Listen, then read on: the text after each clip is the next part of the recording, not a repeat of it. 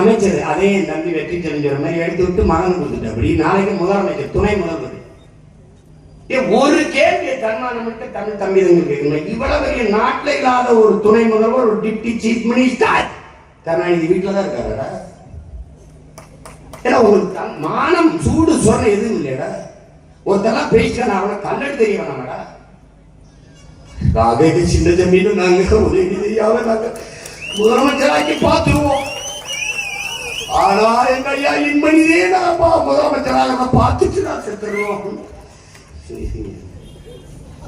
நேத்துல பெருமையா பேசுறாரு. எங்களெல்லாம் நீங்க கருணாநிதி வீட்டு கொத்தடிமைகள் கூட பேசுங்க, எங்களுக்கு அதுல எந்த வருத்தம். ஆனா அந்த குடும்பம் தான் எங்களுக்கு சரியாகும், அதுதான் எங்க ஆகணும். ஏன்னா ஓம் பொண்டாட்டி உள்ள உன் குடும்பம் கூட சரியில்லையாடா.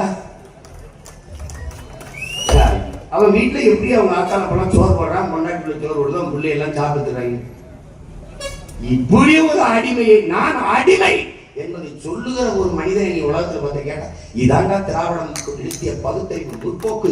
அப்படியே கிளர்ச்சி புரட்சினா அடிமைகளை உருவாக்கினான்.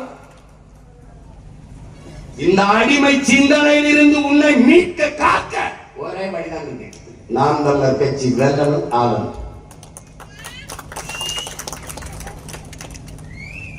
இந்த நாட்டின் முதலமைச்சர் இல்லை நாளை பதவியேற்கப்படும் துணை முதலமைச்சர் இட ஒதுக்கீடு ரிசர்வேஷன் கோட்டா எதற்காக வந்தது, ஏன் வந்தது, எதற்காக இந்த இட ஒதுக்கீடு, சமூக நீதி என்றால் என்ன என்று ஒரு 10 நிமிடம் பேச சொல்லிடலாம். கேள்வி படிக்காம அது ஏன் கொண்டு வரப்பட்டது. உடனே எங்க ஆராசா பேசுவார், அது சொல்லக்கூடாது, அவர் பேசுவாரு, நீ பேசுறாசா, அவரிலே முதல்வர், அவரிலே துணை முதல்வர், நீ பேசு.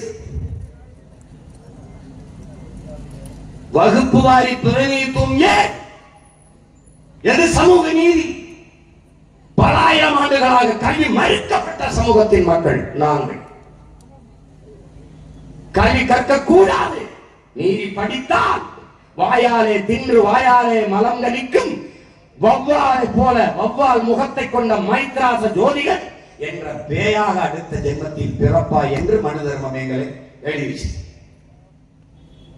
அடுத்த ஜென்மத்தில் நீ நாயா போ பேயா போ, இப்பிறவில் படித்து மனிதனா போ என்று எங்கள் முன்னவர்கள் படிக்க வைத்தார்கள். அப்படி படிக்க வைத்த பெருமக்களில் எங்கள் தாத்தா ரட்டமலை சீனிவாசனும், அயோத்தியாச பண்டிதனும், எம்.சி. ராஜாவும், பெருந்தலைவர் காமராஜனும், தெய்வ திருமகனும், எங்கள் பாட்டனார் வாவுசியும் எண்ணற்ற பெருமக்கள். ஒருத்தர் 2 பேர் எதையும் பேச மாட்டான். பெரியார் அப்பெரியார் பெரியார், எல்லா வேதனைக்கும் ஒரே மருந்து பிஜேபி காரனுக்கு ராமர். ஜெய் ஸ்ரீராம். எவனாலும் ஒரு பிஜேபி காரன் ஜெய் ஸ்ரீராம் சொல்றாங்க பாருடே.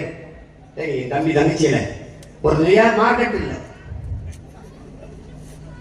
கோயிலை வச்சு முடிச்சுட்டு வண்டி ஓடிட்டுனா கோயில் கட்டி முடிச்சாச்சு, முடிஞ்சிருச்சு, பிரச்சனை முடிஞ்சிருச்சு, முற்று பெற்றுச்சு.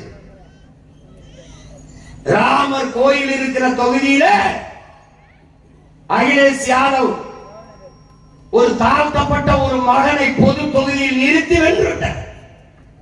கோயில் கட்டினவர் கோயில் வைக்க, அதோட ராமர் மார்க்கெட் இல்லை. மார்க்கெட்டில் அதை நடிகரை வச்சு ஏற்படாதுப்பா எடுத்து யாராவது இப்ப ஜெய் ஸ்ரீராம் இதே எழுமுருகன், அருமை சகோதரர் எழுமுருகன் என்னென்ன விலைவாசியில் அவர் ஜெய் ஸ்ரீராம் ஜெய் ஸ்ரீராம் என்னென்ன அந்த பொண்ணை கற்பழிச்சு விட்டாங்க. ஜெய் ஸ்ரீராம் ஜெய் ஸ்ரீராம் பேட்டியில் இருந்து அவர் சொல்லிட்டு ஓடுறது ஜெய் ஸ்ரீராம் ஜெய் ஸ்ரீராம். அது மாதிரி நீங்க எல்லாம் உங்களுக்கு பிரச்சனை என்னன்னு தெரியாம வேலை இல்லை, ஜெய் ஸ்ரீராம் ஜெய் ஸ்ரீராம் சொல்லுது.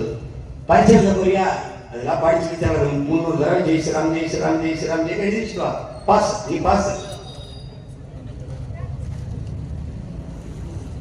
இது ஒரு கொடுமை. ஜெய் ஸ்ரீராம் பாரத மாதா கட்சி, இது இவங்க மாதா மாதிரி பாரதம் உணர்றா ஒண்ணுதாடா.